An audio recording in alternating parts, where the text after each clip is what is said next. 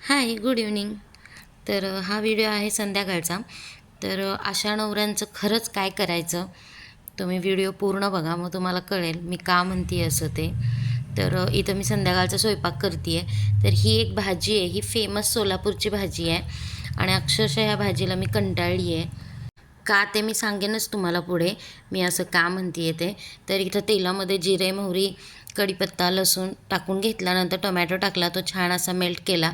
तेलामध्ये भाजून घेतला मीठ टाकून. नंतर हळद, काळं तिखट थोडंसं, लाल तिखट थोडंसं असं टाकून सगळं मिक्स करून घेतलं. त्याच्यामध्ये डायरेक्ट पाणी टाकायचं आणि पाणी टाकल्यानंतर एक उकळी आली की त्याच्यामध्ये शेंगदाण्याचं कूट टाकायचा आणि ही झाली शेंगदाण्याची आमटी. तर ही भाजी आपण खाऊच शकत नाही. आपण एखाद दिवस खाऊ शकतो किंवा 2 दिवस खाऊ शकतो, त्याच्यावर खाऊ शकत नाही. पण माझा नवरा एक असा आहे, माझा नवरा म्हणण्यापेक्षा सोलापूर भागामध्ये सगळीकडे ही भाजी रोज जरी बनवली ना, ते लोक अजिबात कंटाळत नाही. रोज म्हटलं तर रोजही ही भाजी खातात. तर रोज कोण खाऊ शकतं? आपण तर नाही खाऊ शकणार. ही रोज फक्त शेंगदाण्याची आमटी हे भातावर, चपातीसोबत, भाकरीसोबत, सकाळ संध्याकाळ दोन्ही टाईम मी माझ्या घरात बनवली ना, तर दोन्ही टाईम आता ही मी जे क्वांटिटी बनवली ही फक्त त्यांच्या एकट्यापुरतीची भाजी आहे.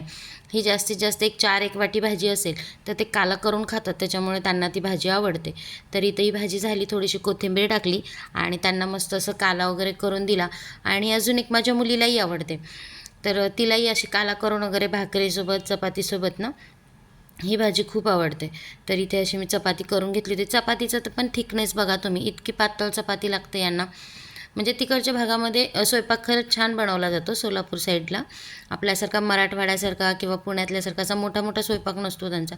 एकदम पातळ चपाती असते आणि भाज्या वगैरे, शेंगदाण्याची आमटी आहे पण त्यांची चविष्ट बनते, छान बनते त्यांची भाजी. आपण नाही खाऊ शकत पण त्यांच्यासाठी ठीक आहे, त्यांना आवडते ती भाजी. तर अशी माझी कहाणी आहे ह्या आमटीची. लग्न झाल्यापासून मी खूप वेळा ही आमटी बनवली, खूप म्हणजे एक दिसाआड बनवली असेल. तर असो, जे काय असेल ते असेल. व्हिडिओ आवडल्यास तर लाईक, शेअर, सबस्क्राईब करायला विसरू नका. So bye.